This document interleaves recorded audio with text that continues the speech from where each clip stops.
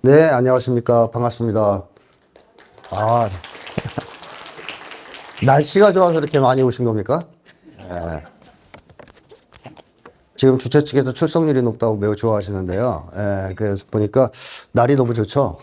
예, 이 좋은 날에 왜 놀지 않고 여기 와서 이런 걸 들으시고. 자, 뭐, 앞에 소개를 해주셨는데, 잠깐, 대학원에서 박사학위 받았다고 혹시 소개하시지 않았나 싶은데요. 전혀 사실이 아닙니다. 전 학사입니다, 학사. 대학원 자퇴이기 때문에, 엄밀하게 얘기하면 학사죠. 혹시 또 그걸 또 바로잡지 않고 넘어가면 나중에 사기쳤다고 가는 사람이 있을까봐 제가 바로 잡았고, 오늘 제가 하는 강의 주제는 제가 쓴 책의 그들은 왜 극단적일까? 예, 요 제목이죠. 요 제목에 책이 있습니다. 근데 요 책이 나온 지가 꽤 됐어요. 언제 나온지 제 기억을 못 하겠고요. 전우영 교수님은 기억력의 천재 아닙니까? 근데 저는 전우영 교수님과 달라서 기억력이 매우 안 좋습니다. 그래서 언제 나왔는지는 모르겠지만 하여튼 꽤 나온 지 된 책인데 이 책에서 제가 극단주의 문제를 심리학적으로 좀 다뤘습니다. 그래서 요 책의 기초에서 제한된 시간 30분 정도에 까지 끝내라고 하니까 30분에 맞춰서 중요 내용만 전달을 해드리겠습니다. 극단주의 경향이 점점 심해지고 있다라는 것은 다들 뭐 피부로 느끼고 계실 겁니다. 그러니까 서구 사회 같은 경우에는 9.11 테러 잘 기억하시는 분들은 있겠지만 미국에서의 그 9.11 테러 사건 이후부터 극단주의에 대한 연구도 많아졌고요. 또 테러와의 전장이라 그래서 극단주의를 척결하기 위한 실질적인 어떤 행동도 시작됐죠. 자, 그러면서 극단주의가 심해지고 있다라는 것이 전반적으로 서구 사회에서의 우려사항이었습니다. 물론 여기에 대해서 자세하게 하면 뭐 끝이 없겠지만 일반적으로 서구 사회에서는 극단주의에 파시즘, 뭐 그중에는 스킨헤드 파시즘도 있고요. 나치 정당들도 포함되고 백인 우월주의 정당, KKK 같은 민병대 집단들, 그리고 뭐 좀 적극적으로 얘기하면 홀로코스트를 부인하는 집단, 인정 혐오, 유사종교 집단, 뭐 반유대주의, 세계 음모론 뭐 이런 걸 다 포함해서 훌리건까지 포함해서 보통 극단주의라고 얘기하는 경우가 많습니다. 근데 좀 이거는 너무 좀 포괄적인 개념정의라고 할 수 있겠죠. 그리고 본질적인 개념정의는 아닙니다. 네, 문제는 이겁니다. 한국에서는 극단주의가 그렇게 심하지 않았는데요. 다른 나라에 비해서. 최근 들어와서는 한국도 극단주의의 무풍지대라고 하기 좀 어렵다. 즉, 극단주의가 점점 심해지고 있다는 것이 문제입니다. 사실, 한국 사회의 극단주의는 90년대, 2000년대 전까지는 그다지 언급조차 안 됐습니다. 극단주의가 심하지 않았기 때문에. 다른 나라에서 막 난리를 칠 때에도 한국에서는 뭐 별 문제 없다 하는 분위기가 많았는데 시간이 좀 흐르면서 2000년대, 특히 2010년대 후반부 들어서부터는 한국에서도 극단주의 경향이 굉장히 심해집니다. 이게 큰 문제라고 할 수 있죠. 그래서 이제는 한국도 극단주의의 무풍지대라고 할 수 없는 상황에 왔습니다. 근데 사실요, 한국에 극단주의가 아예 없었냐 하면 아예 없었던 것은 아닙니다. 극단주의가 있긴 있었어요. 예를 들면 윤석열은 어때요? 극단주의자 같아요? 저는 극단주의 같거든요. 사실 현재 정권을 구성하고 있는 뉴라이트 이런 사람들은 거의 극단주의자라고 봐야 되는데요. 과거의 한국의 독재자들은 뭐 예를 들어 전두환이라든가 이런 독재자들은 극단주의자가 아니었을까? 극단주의자였습니다. 전우영 교수님 앞서 강연에서도 보셨겠지만 이승만 같은 경우에는 빨갱이 사냥을 한다면서 무차별적으로 양민을 학살하지 않았습니까? 극단주의자거든요. 그러니까 사실 한국도 극우 세력, 지배층은 극단주의 세력이에요. 근데 왜 한국을 극단주의 무풍지대라고 했느냐? 이 지배층은 극단주의자들이 대부분이었지만 일반 국민들은 극단주의가 별로 없었어요. 지배층에 그건 국한된 문제였고 사회 전반으로 퍼지지는 않았습니다. 그래서 극단주의를 뭐 한국 사회 전체가 뭐 몸살을 앓고 있다 극단주의로 이런 얘기는 할 수 없었던 것이죠.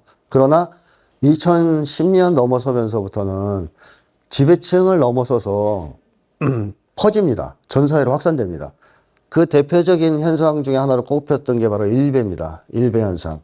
일베가 나타나면서 사람들은 야, 이제는 극단주의가 극소수 극우 세력이나 지배층 안에만 있는 게 아니고 젊은 애들 사이에도 이렇게 퍼지는구나. 이런 이제 거를 체감하게 됐죠. 그러다가 이제 일베가 정권을 잡는 시대가 왔죠. 예, 이렇게 되다 보니까 이제 극단주의는 한국 사회 전반에 상당한 영향을 미치고 있는 심각한 문제로 됐습니다. 자, 그러면 우선 개념 정의를 좀 하고 넘어가야 될 것 같은데요. 극단하면 사실상 말 그대로 보면 끝을 의미하죠. 맨 끝에. 그래서 사전에도 보면 길이나 일의 진행이 끝까지 미쳐 더 나갈 데가 없는 막바지. 그래서 뭐 중용을 잃고 한쪽으로 크게 치우쳤다. 이렇게 극단주의를 보통 극단이라는 말을 쓰고요. 극단이라는 말은 이렇게 쓰지만 극단주의는 요거하고 좀 달라야 됩니다. 왜냐? 양 끝에 있다고 극단이라고 본다면요. 통계적 의미랑 유사한 거거든요, 이게. 통계에서 그 정상분포 곡선이라고 아시죠? 종 모양의 곡선. 대체로 통계를 내보면 평균적으로 가운데 많이 몰리고 양쪽이 적습니다. 그럼 이제 이 사람들을 극단이라고 할 수 있는 건데, 근데 꼭 이 통계적 입장이 과연 극단주의와 관련이 있느냐라고 했을 때 꼭 그렇다고 볼 수는 없어요. 왜냐하면 과거 독일에 히틀러가 등장했을 때 절대 다수의 국민들이 히틀러를 지지하지 않았어요? 그러면 통계로 치면 히틀러를 지지하는 사람들이 절대 다수고 지지하지 않는 사람들, 뭐 히틀러를 죽이려고 했던 아주 싫어했던 사람들은 극소수입니다. 양극단. 그러면 누가 극단주의일까요? 다수가 극단주의자 아닙니까? 따라서 통계적 정의라든가 이렇게 맨 끝이라는 정의는 사실상 극단주의 정의에는 그렇게 어울리진 않는다라는 점 말씀드리고 싶고, 그래서 극단주의는 보통 끝을 의미하기보다는 과잉, 너무 지나친 거, 과도한 거, 그걸 의미합니다. 그러니까 사실상 극단주의는 내용이 문제가 되는 거고, 그 내용을 어떤 내용이냐도 중요하고, 그 내용을 너무 과도하게 몰입해서 지나치게 믿는다든가 극단적인 행동을 한다든가 과한 그런 경우에 이제 보통 극단주의다. 그래서 극단주의는 과잉의 문제를 보는 것이 옳다라고 말씀을 드리고 싶고요. 이제 본격적으로 제일 중요한 얘기를 해보겠습니다. 극단주의를 뭐라고 정의할 수 있을까라고 하면 극단주의의 가장 중요한 특징들을 기초로 정의를 할 필요가 있지 않겠습니까? 그래서 극단주의의 가장 중요한 특징이 뭐냐? 전 세 가지라고 봅니다. 하나는 배타성입니다. 두 번째는 광신, 그리고 세 번째가 강요. 그 결과로 나타나는 혐오도 포함시킬 수 있겠지만 어쨌든 제일 중요한 3요인은 배타성, 광신, 강요라고 할 수 있어요. 자, 그럼 하나씩 잠깐씩 살펴보면요. 배타성이라는 것은 한마디로 나 말고 다른 사람들, 나 말고 다른 집단을 이렇게 밀어내는 거 아닙니까? 거부하는 거. 뭐하고 반대라고 볼 수 있을까요? 개방성과 반대죠. 포용성, 개방성, 수용성 이런 것과 대척되는 거죠. 그래서 심리학적 입장에서는 보통 개방성의 반대 개념을 배타성으로 봅니다. 혹은 이제 폐쇄성으로 보기도 하고요. 이러한 예가 역사적으로 보면 서구 사회에서 히틀러 정권의 홀로코스트가 있었습니다. 이스라엘 사람들을 배척하고 뭐 싫어하는 것에 그치지 않고 인종 청소를 시도했던 사건이죠. 근데 여러분들 다 지금 목격하고 계시겠지만 안타깝게도 그런 홀로코스트의 경험이 있는 이스라엘이 지금 뭘 하고 있죠? 중동에서 또 인종 청소를 하고 있습니다. 팔레스타인 사람들을. 이스라엘의 팔레스타인 인종 청소도 그런 점에서 본다면 사실상 극단주의라고 봐야 됩니다. 그래서 이러한 연구, 이러한 경향을 상당수의 심리학자들은 내집단, 외집단, 심리, 성향으로 이제 설명을 하는데요. 이 내집단, 외집단은 이런 얘기입니다. 사람들이 보통 사람들을 대할 때 내집단, 외집단으로 구분하고 내집단에 대해서는 우호적이고 열린 태도를 보이는 반면 외집단에 대해서는 폐쇄적이고 적대적이고 심지어는 뭐 혐오 반응을 보이기도 하는 거. 한마디 이중 기준을 작용하는 거예요. 우리 쪽 사람들이 하면 로맨스고 상대방이 하면 불륜이다. 내로남불. 이게 이중 기준인데 이중 기준이 바로 내 집단 외집단에서 나오는 겁니다. 내 쪽은 다 싸고 돌고 남의 쪽은 티끌 하나라도 인정하지 않는 그런 경향이 있는데 이런 성향을 사람들이 다 갖고 있을까요? 어떤 것 같습니까? 여러분들도 이런 성향이 있습니까? 네, 그 있다고 얘기하시기 곤란하겠죠, 있어도. 근데 제가 말씀드리고 싶은 건 이거는 모든 사람이 다 가지고 있는 심리는 아니에요. 조금씩은 있는데 예를 들어 축구팀도 내가 좋아하는 축구팀이 있고 야구팀도 내가 응원하는 야구팀이 있을 수 있잖아요. 또 국가대표도 우리는 당연히 우리 팀은 내 집단으로 보지 않겠어요? 근데 다른 나라 일본 팀은 외 집단으로 볼 겁니다. 그래서 보통 일본 선수가 페널티킥 안에서 에어리어 안에서 반칙을 하면 사실상 페널티킥 아닌데 막 화내잖아요. 페널티인데 안 불었다고. 우리도 이제 그런 성향을 보일 때가 있어요. 막 그리고 우리 선수가 하면 저건 옐로우가 아닌데 옐로우 줬어. 저 심판 저 매수당했어. 자, 뭐 축구할 때 그런 정도의 내 집단 외 집단 편향은 아무 문제가 되지 않습니다. 뭐 그럴 수 있는 거고. 근데 이게 좀 심각한 사람들이 있어요. 어떤 사람들이냐? 일단 애들입니다. 애들. 애들은 어렸을 때 내 집단 외 집단 경향이 상당히 강합니다. 왜냐하면 아직 아이들은 인류 전체를 사랑할 만한 수준의 성장을 하지 못했고 또 인생 경험이 너무 좁아요. 그래서 딱 자기 울타리에 갇혀 있는 편이고 세상에 대한 두려움도 상당한 정도로 큽니다. 그것 때문에 어릴 때는 상당한 정도의 이 성향이 나옵니다. 내 집단, 외 집단 관련된 성향이. 근데 나이를 먹어서 정상적인 어른이 되었을 때까지 이런다면 이건 어떨까요? 문제가 될까요? 안 될까요? 되겠죠. 정신적으로 건강하지 않은 사람들 또는 뭐 도덕적으로 심각한 하자가 있는 사람들 이런 사람들이 보통 이런 성향이 강하고 뭐 건강한 사람들 또 고객을 추구하는 훌륭한 사람들은 이런 성향 없습니다. 그래서 이게 일반 인간의 보편적인 어떤 성향은 아니다 라는 점 말씀드리고 싶습니다. 자, 근데 베타성은요 이 비타협성이란 말과 혼용되는 경우가 있는데 그거하고는 똑같을까요? 다를까요? PPT를 보아하니 다를 것 같죠? 저 똑같으면 이걸 이렇게 써놨을 리가 없죠. 다릅니다. 두 가지는. 자, 베타성은 대상을 가리지 않고, 혹은 아까 얘기했듯이 내 집단, 우리 편 빼고, 나머지는 다 무조건 거부하고 배척하는 거예요. 이건 합리적인 기준, 이성적인 사고가 개입되지 않습니다. 근데 비타협성은 그와는 좀 다르죠. 비타협성은 잘못된 것, 혹은 불의와 타협하지 않고 자신이 옳다고 믿는 바를 고수하는 거고요. 이것은 합리적 사고 판단 같은 것이 전제가 돼야 됩니다. 그러니까 고민하고 고민했을 때 이건 아니다, 이건 불이다. 그랬을 때 타협하지 않는 것이 비타협성이에요. 그래서 비타협성은 올바른 판단만 전제되면 굉장히 훌륭한 자질이라고 볼 수 있습니다. 자, 독립운동가들 비타협성이 특징이었죠. 일본과 타협했나요? 타협하지 않았습니다. 야, 너는 왜 이렇게 극단적이야?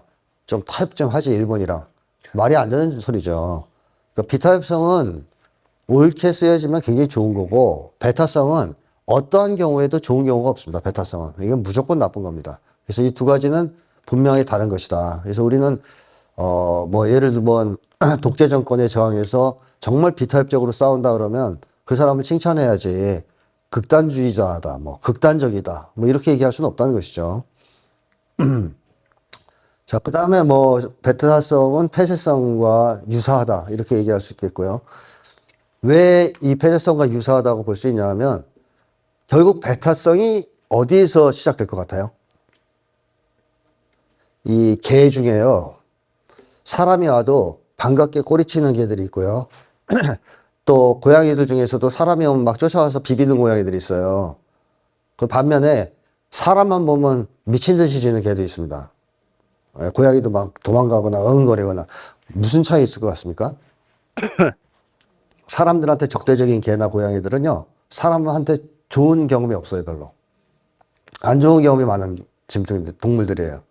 뭐 주인한테 맞았다든가, 주인한테 버림받았는데 또 외부에 돌아다닐 때 사람들이 자기를 잡아먹으려고 했다든가 등등 안 좋은 경험이 많을 때 사람을 적대적으로 대하면서 으르렁댑니다. 근데 개를 집에서 굉장히 이뻐서 잘 키우고 막 이러면 건강한 개들은 사람한테 짖지 않아요. 굉장히 우호적이에요. 고양이도 그렇습니다. 자, 이 얘기를 왜 꺼냈냐 하면 사람의 경우에도 베타성이 그럼 어디에 생길까요? 결국 어려서부터 사람들과의 관계겠죠. 인간관계. 화목한 가정에서 태어나서 좋은 양육을 받았다. 부모로부터 사랑을 충분히 받았다. 사람을 좋아할까요? 싫어할까요? 좋아합니다. 사람을 좋아합니다. 그런 아이들은 밖에 나가서 다른 사람들을 어떻게 대하겠습니까? 우호적으로 돼야죠. 다 좋아합니다. 사람이면 다 좋은 줄 알고, 그러다 나중에 사기도 당하고 그래요. 자, 근데 어려서부터 아버지한테 고무옷으로 맞았다, 맞고 자랐다. 아니면 뭐 제대로 된 양육을 못 받았다. 아주 불화가 심한 가정에서 자랐다. 사람을 좋아하겠어요? 싫어하겠어요? 싫어하거나 무서워합니다. 자, 그런 사람들은 사람을 어떻게 경계하지 않겠어요? 무서워하겠죠. 자, 이런 것이 상당한 영향을 미쳐요. 어린 시절의 인간관계 경험. 그 이후에 또 사회생활 과정에서 겪는 인간관계 경험. 이 과정에서 그래도 최소한 착한 사람, 좋은 사람을 만나고 경험했던 사람들은 배타성이 없어요. 왜냐하면 배타성은 본질적으로 인간에 대한 배타성이거든요. 나는 돌이 너무 싫어. 이런 배타성은 우리 있잖아요. 거기 배타성이라 안 해요. 저도 상어를 싫어합니다만 그렇다고 해서 배타주의자라고 할 수 없어요. 사람에 대해서 나타날 때 이게 배타성이거든요. 결국 사람에 대한 태도에 의해서 배타성이 결정됩니다. 자, 그렇다면 어떤 사람들이 배타성이 강한 사람들일까요? 우선 정신건강이 좋지 않은 사람들. 그 다음에 나쁜 짓 하는 놈들.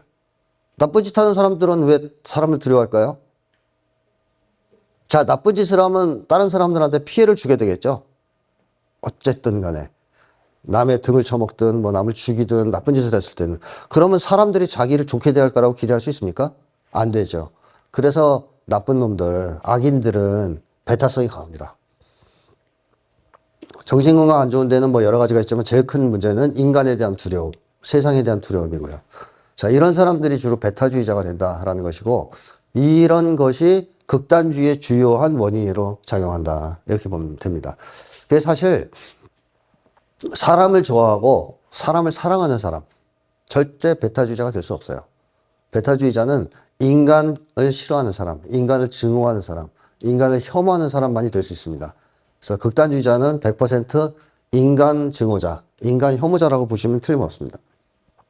자, 이렇게 배타성을 가지게 되면 당연히 흑백 사고를 하겠죠? 우리 편은 선, 상대편은 악. 그렇죠? 뭐 공산 전체주의 상대는 우리 편은 뭐 다 좋은 사람, 뭐 이런 식으로 보는 거죠. 자, 배타성이 나쁘다는 건 먼저 다 아실 거고요. 이 배타성이 강한 사람은 성장하겠습니까? 아니면 계속 퇴보하겠습니까? 퇴보할 수밖에 없죠. 받아들이질 않으니까 뭔가 더 좋은 거, 이런 거를 받아들이지 않고 계속 거부하기 때문에 퇴보할 수밖에 없는데, 사회도 똑같아요. 국가나 사회도. 배타성이 있으면 있을수록 그 사회는 일찍 망한다라고 보면 틀림없습니다. 사실 한국은 상당히 개방적인 나라였다라고 볼 수 있고요. 종교로 쳐도 불교는 상당히 개방적인 종교라고 볼 수 있어요. 불교는 신이 몇 명이에요? 모르시죠? 왜? 너무 많아요. 그래서 정확하게 맞출 수 있는 사람 없다. 우리나라의 산신령도 불교의 신으로 포용이 되지 않았습니까? 그러니까 불교는 기본적으로 다신교입니다. 혹은 신이 없는 종교라고도 할 수 있어요. 아예 신을 인정하지 않는. 인간이 자체가 부처가 될 수 있다고 보는 종교죠. 어쨌든 일신교와는 좀 다르게 배타성은 없습니다. 다른 신 믿냐? 그럼 넌 죽어야 돼. 이런 게 없어요. 다른 신 믿어? 그럼 그 신도 우리가 좀 받아들여 줄 테니까 우리랑 놀자. 뭐 이런 쪽에 가깝죠. 자, 그런데 국가를 봤을 때도 옛날 로마 제국을 한번 떠올려 보면요. 로마 제국이 초기에는 다신교 국가였잖아요. 로마의 신이 아주 많았습니다. 그래서 로마가 예를 들어 그리스를 점령했다. 그럼 그리스에도 신이 많을 거 아니에요? 그럼 어떻게 해요? 그 신도 재밌네. 괜찮네. 우리가 흡수. 로마 신에 다 받아들여요. 그래서 그리스 로마 신화라 그래요. 합쳐놓고. 또 어느 나라 점령했는데 동방을 점령했더니 이 사람들은 또 이런 신을 모시고 있어요. 그럼 그 사람도 포함. 자, 이게 개방성이거든요. 그리고 로마는 초기에 어떤 나라를 점령했을 때 강력한 식민 통치를 통해서 그 사람들의 막 사상을 탄압한다든가 종교를 탄압한다는 그러지 않았습니다. 로마의 식민 통치만 인정하면 로마인과 똑같은 권리를 보장해 줬어요. 초기에는. 그러다 보니까 오히려 식민지가 되고 싶은 나라까지 생길 정도로 로마가 팽창해 나갈 수 있었습니다. 그러나 로마가 후기에 기독교를 받아들이면서 일신교를 전환되고 폐쇄적인 성향을 띠기 시작합니다. 다른 종교 믿어? 이단이야. 죽어. 그래서 그 사자로 막 죽이고 그러는 거 나오죠? 영화 같은 거 봐도. 그때 이후에 로마는 내리막길 걸었습니다. 그러니까 이게 굉장히 위험하다는 걸 알 수 있어요. 역사적 사례를 보더라도. 자, 그 다음에 또 하나의 특징은요, 광신입니다. 광신을 정의하는 말은 이렇게 보세요. 신앙이나 사상 등에 대해서 이성을 잃고 무비판적으로 믿는다라는 건데, 핵심은 이거죠. 합리적이고 비판적인 사고나 판단에 기초하느냐, 그렇지 않느냐. 합리적, 이성적 사고나 판단에 기초하면 그건 광신이 아니고, 그게 기초하지 않을 때, 그런데 그걸 맹목적으로, 그걸 이제 기초하지 않으니까 맹목적으로 믿는다고 하는 거죠. 그래서 이성적 사고에 기초하지 않은 믿음을 광신이라고 합니다. 이 광신의 원인은 뭐 아까 뭐 절대주의, 완전주의 이런 것도 나오고, 근데 가장 큰 원인은 사실 배타성이에요. 배타성. 그러니까 흑백 사고를 한다 그랬잖아요. 아까 배타성이 생기면. 이 흑백 사고 중에 하나는 우리 편은 무조건 옳다. 우리는 완전하다. 완전 무결하다. 우리는 완벽한 선이다. 이런 식의 사고 아닙니까? 이거 이성적 사고 아니죠? 예, 전형적인 내로남불 사고인데요. 이 과정에서 광신들이 만들어지는 거죠. 맹목적인 믿음 같은 게 만들어지는 겁니다. 자, 그 다음에 뭐 광신은 망상에 가까운 건데 이 두 가지 배타성과 광신이 있다. 즉 어떤 사람이 사람들을 굉장히 싫어하고 배타적으로 대하고 적대시하고 그러는데 믿음까지도 이상한 믿음을 갖고 있어요. 사실은 우주인이 우리를 지배하고 있다, 지구를 통치하고 있다, 뭐 이런 걸 믿고 있다고 쳐요. 근데 그 사람 집에서 안 나와요. 문제가 될까요? 다른 사람들하고 교류가 없어요. 문제 없어요. 그 사람이 문제 없다는 뜻이 아니고 사회적 차원에서 문제가 없습니다. 왜냐하면 사회에 특별한 해를 끼치지 않기 때문에. 그런데 그 사람이 나와서 우주인을 믿어야 돼 이러는데 싫어요 그러면 막 칼로 찔러요. 이건 문제가 되죠? 자, 그래서 세 번째 특징이 들어가야 되는 겁니다. 강요. 다른 사람에게 강요하느냐, 그렇지 않냐, 이게 중요하다는 거죠. 만약에 강요라는 것이 들어가지 않으면 그냥 고집 센 사람 다 극단주의자가 되는 거고요. 그죠? 그 다음에 뭐 정신장애자들, 중증 정신장애자들도 극단주의자 취급을 받을 위험이 있기 때문에 그렇게 봐서는 안 되겠고, 자기가 무조건 옳다고 믿으면서 타인들을 배척하는 것에 그치는 게 아니라 타인들에게 그걸 강요할 때 그런 사람들을 극단주의자라고 봐야 됩니다. 그러니까 자기들끼리 그냥 기독교 믿으면서 잘 살면 괜찮은데 말 타고 들어가가지고 쳐들어가서 기독교 받아들이지 않으면 다 죽여버리겠어. 이건 문제가 된다는 거죠. 자, 그런 점에서 극단주의의 또 하나의 중요한 특징은 강요다라고 보시면 됩니다. 극단주의가 그래서 이렇게 세 가지 특징을 갖고 있기 때문에 이렇게 정의할 수 있어요. 광신에 사로잡혀 세상을 배타적으로 대하고 자신의 믿음을 타인들에게 강요하는 것으로 정의할 수 있습니다. 이 아까 얘기했던 세 가지의 특징을 정확하게 반영하고 있는 정의죠. 전 이런 정의가 맞다라고 이제 말씀드리고 싶고요. 자, 극단주의의 원인. 이게 이제 사실 중요한 문제일 텐데, 네 가지 정도인데요. 안전에 대한 위협, 권위주의적 성격, 혐오와 분노, 극단주의를 부추기는 지배층. 근데 시간 관계상 이 제일 중요한 것만 말씀드리겠습니다. 안전에 대한 위협이라고 했을 때, 흔히 우리는 목숨이 위협받는 것 정도로 생각할 수 있지만 꼭 그런 건 아닙니다. 우리 한국 사람들 마음이 좀 불안하죠? 뭘 제일 불안해합니까? 생존 문제 아닐까요? 대파가 5,000원 하는데 괜찮으세요? 800원이라던데 누구는. 자, 실제로 막 4, 5,000원씩 하잖아요. 물가 이렇게 뛰어도 괜찮으세요? 마음이? 편안하세요? 불안해지잖아요. 이게 생존 불안이거든요. 먹고 사는 것과 관련된 불안. 우리 한국 사람들 중에 이게 없는 사람이 몇이나 되겠습니까? 대부분 다 있죠. 특히 젊은 층으로 가면 대단히 심각합니다. 생존 불안은.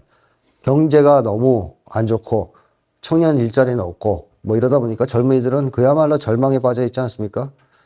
자, 이런 지독한 생존 불안, 안전에 대한 위협이라고 봐야 되겠죠. 그리고 한국 사회에서는 또 돈 없으면 어떤 대접을 받을까요? 나는 돈 없다. 그러면 사람들이 칭찬해 줍니까? 청렴하시네요. 그런 대접을 못 받죠. 돈 없으면 무시당하기 십상이죠. 자, 그런 것 때문에 또 서로들 더 과소비도 하는 거 아니겠습니까? 이거 사고 저거 사고 남들한테 무시당하지 않으려고. 자, 이런 것도 안전에 대한 위협입니다. 왜냐하면 안전은 실제적인 위험만 우리한테 안전 위험을 주는 게 아니고 정신적인 위협도 없어야 우리가 안전하다고 느끼는 거 아니에요. 그런 점에서 제가 자주 얘기하는 생존 불안, 존중 불안이 다 없어야 됩니다. 근데 한국 사회는 그게 너무 심해요. 그러다 보니까 사람들이 다들 불안합니다. 게다가 이 안전 문제를 해결하기 위해서, 특히 생존 문제를 해결하기 위해서 남들과 어떻게 해야 되죠? 사이좋게 지내면 밥그릇이 차요? 밥그릇이 오히려 비죠? 싸워야 됩니다. 경쟁을 해야 돼요. 개인 간 경쟁을 해야 되는 치열하게. 이 과정에서 사람들은 서로를 어떻게 대하게 되겠습니까? 좋아하겠습니까? 무서워하겠습니까?